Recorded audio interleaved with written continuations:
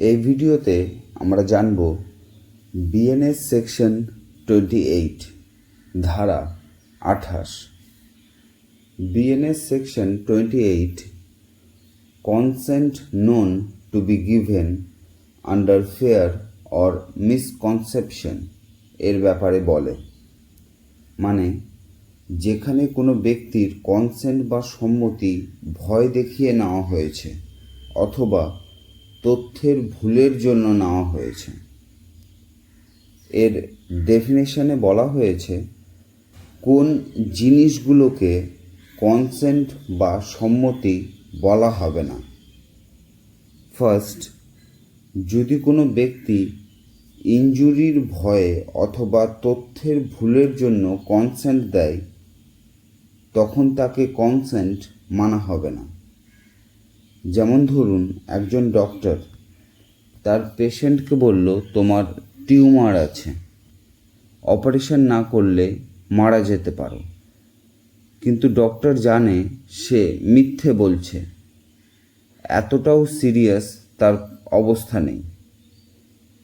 তখন পেশেন্ট এই misconception of ফ্যাক্টের জন্য সার্জারি করার কনসেন্ট দিয়ে দিল, এবং এই যে কনসেন্টটা দিল এটি ডক্টরও জানে যে মিথ্যা কোনো ফ্যাক্টের উপর এই কনসেন্টটি দেওয়া হয়েছে। তখন এই ক্ষেত্রে সেই কনসেন্ট বা সম্মতিটিকে ইনভ্যালিড মানা হবে।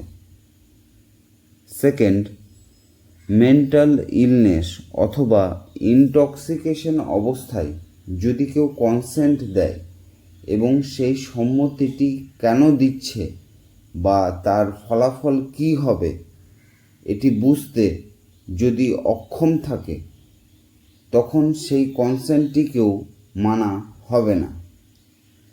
থার্ড, 12 বছরের কম কোনো বাচ্চা যদি কনসেন্ট দেয় তখন তাকেও কনসেন্ট মানা হবে না।